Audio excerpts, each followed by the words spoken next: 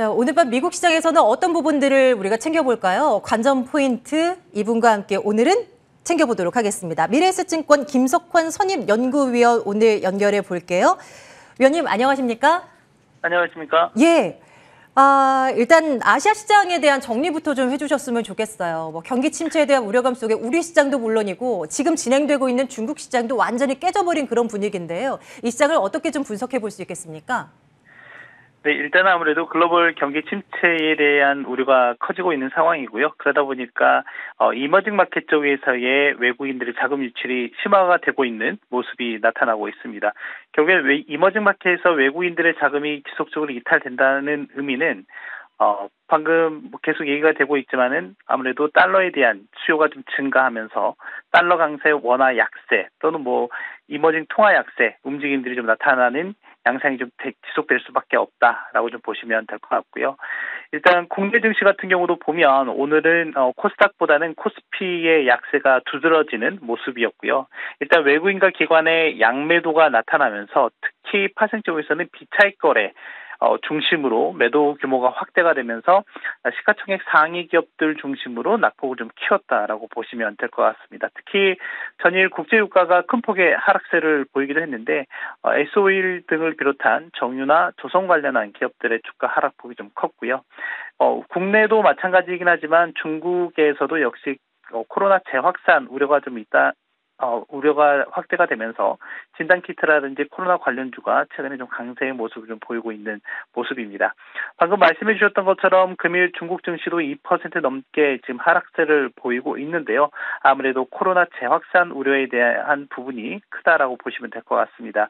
중국 같은 경우에는 다른 나라와 달리 코로나 제로 코로나 정책을 좀 유지하고 있는 상황이다 보니까 결국에는 이 봉쇄 조치로 인한 경기 둔화에 대한 우려가 좀 상당히 큰 상황이라고 보시면 될 것 같고요.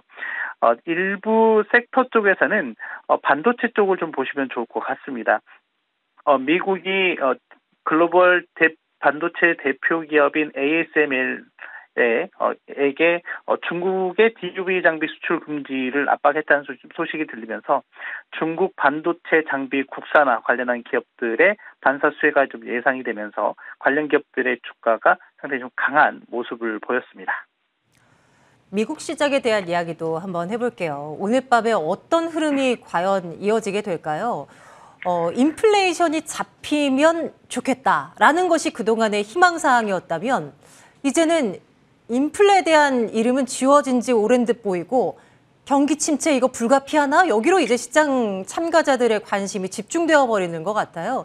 국제유가 급락만도 그렇습니다. 이렇게나 빠지면 인플레 이제 잡히나? 이렇게 생각해야 되는데 그게 아니죠. 경기 침체 역시나 피할 수 없다. 이런 식으로 이제 해석을 하고 있는 요즘입니다. 어떤 포인트를 갖고 우리가 미 시장을 좀 바라봐야 될까요? 네, 일단 보통 저희가 항상 볼 때 가격이라고 하는 거는 수요와 공급 측을 놓고 볼 필요가 있을 것 같습니다. 전일 국제유가가 크게 급락한 것도 결국에는 수요 측 요인에 의해서, 그러니까 경기 침체가 본격화되게 되면 사람들이 더 소비를 안 하게 될 거고 기업이나 산업 현장에서는 더 현장의 설비 가동률이나 또는 고용이나 이런 부분들이 더 악화가 될 거기 때문에 결국에 이제 수요가 크게 감소할 수밖에 없다라고 하는 부분이 좀 강하게 반영이 되면서 큰 폭의 하락세를 보인 부분이라고 좀 보시면 될 것 같고요. 그런데 지금 한번 살펴보시면 유가가 하락을 하면서 향후에 인플레이션이 좀 더 잡히지 않을까에 대한 기대감이 있기는 하지만 그런 기대감보다는 일단 경기 침체에 대한 우려가 더 큰 상황이라고 좀 보시면 될 것 같고, 근데 여기서 한 가지 살펴보실 부분은 수요 둔화에 의해서만 지금 유가가 하락을 했다라고 하는 부분인 거거든요. 공급 측 요인은 역시 여전히 요원하다라고 보시면 될 것 같습니다. 여전히 공급이 상당히 좀 제한적인 상황이고, 그리고 유가 상승을 크게 좀 자극했던 러시아와 우크라이나 간의 전쟁은 여전히 진행 중에 있는 상황이기도 하고요. 그렇기 때문에 이 부분들은 앞으로 좀 더 시장의 노이즈가 될 가능성이 있기 때문에 같이 좀 살펴보실 필요가 있지 않을까라고 좀 생각을 하고 있습니다. 다만 여전히 시장에서 우선 확인을 하고 싶어하는 거는 인플레이션이 일단은 피크아웃을 하는 모습이 좀 나오게 된다라고 하면 중앙은행, 페드를 비롯한 중앙은행의 긴축 속도에 다소 여유가 좀 생길 여지가 있다라고 하는 거거든요. 그래서 그런 부분들을 좀 챙겨보실 필요가 있지 않을까 생각이 되고 6월 FOMC 회의 이후에 보시다시피 지금 유가라든지 국제 곡물 가격 그러니까 러시아와 우크라이나 전쟁 이후에 발생했던 인플레이션 상방 압력으로 작용했던 요인들이 최근 들어서는 다소 완화되고 있다는 점에서 볼 때 적어도 제가 생각했을 때는 3분기 내에는 미국 내에서의 인플레이션 피크아웃의 움직임이 나타날 가능성이 높다라고 좀 생각을 하고 있습니다. 네. 그래서 이제 시작에서 이제 다수의 목소리가 인플레 피크아웃을 체크하기 위해서라면 미국의 6월 CPI를 봐야 된다. 그 시기가 이제 13일인데 여기까지는 우리 예의주시하면서 변동성 키울 거 각오하고 봐야 된다 뭐 이런 목소리를 내놓고 있더라고요. 아직도 일주일이 남았는데 이걸 또 어떻게 견뎌야 될까 싶습니다. 이제 내일 새벽에는 FOMC 의사록이 공개가 될 예정입니다.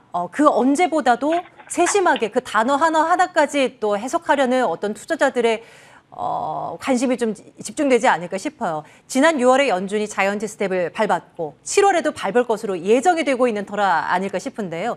관전 포인트 역시 챙겨주시겠습니까? 네, 지금 시장에서는 6월 FOMC 의사록에 대해서 꽤 많은 관심을 좀 갖고 있는데 저는 일단 그것보다 5월 9일 이직 보고서 즉 졸츠라고 하는 부분에 여러분들께서 좀 더 관심을 갖고 보셔야 되지 않을까 생각이 됩니다.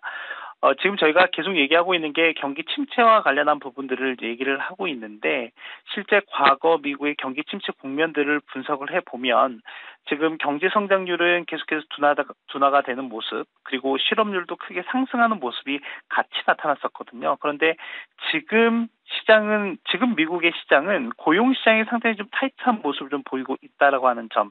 그런 면에서 고용과 관련한 지표들의 움직임을 예의주시할 필요가 있을 것 같다라고 좀 말씀을 드리고 싶고 특히 오늘 발표되는 구인 이직 보고서 같은 경우는 물론 2달 전의 데이터이긴 하지만 연준이 상당히 좀 의미 있게 참고하는 지표인 만큼 그 일자리 감소폭이 얼마나 있는지를 좀 체크하실 필요가 있을 것 같은데요. 보통 코로나 팬데믹 이전에는 대략 한 700만 개 정도의 구인 일자리 수가 있었는데 지금 5월달 같은 경우에는 대략 4월달에는 한 1,140만 개였고요. 5월달 같은 경우에는 1,100만 개 정도, 그러니까 전월들이 한 40만 개 정도 감소할 것으로 예상이 되는데 이 감소폭이 시장 예상보다 좀 더 크다라고 하면 방금 말씀드렸던 것처럼 시장은 이 고용과 관련한 부분에 대해서 좀 경각심을 가질 가능성이 있다라고 좀 생각이 되고요. 그리고 내일과 내일 모레에도 계속해서 고용과 관련한 지표들이 발표가 될 예정이기 때문에 이 부분도 좀 체크를 하셔야 되지 않을까 생각이 됩니다. 그리고 6월 FOMC 회의 의사록 역시 꽤 중요하고요. 아까 얘기해 주셨던 것처럼 오늘 존 윌리엄스 뉴욕 연은 총재가 또 관련해서 발언을 할 예정이기 때문에 이런 부분도 같이 보시면 좋지 않을까 생각이 됩니다. 구인 이직 보고서 40만 건 전월비 대비 감소 예상된다라고 말씀 주셨는데요.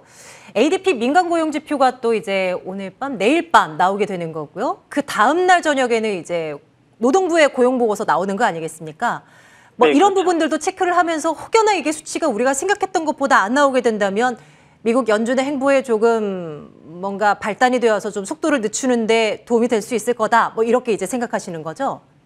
네, 일단 그렇게 보고 있는 상황이고요. 근데 다만 이번 달에 발표되는 고용 지표들보다는 앞으로 7월, 8월에 발표되는 고용 지표들이 제가 봤을 때는 좀 더 의미가 있다라고 좀 생각을 하고 있습니다. 네, 이번 주도 그렇고 이번 한 달 내내 챙겨야 할 이벤트들이 너무나 많아서요. 참 이게 숙제들이 산적해 있는 그런 느낌입니다.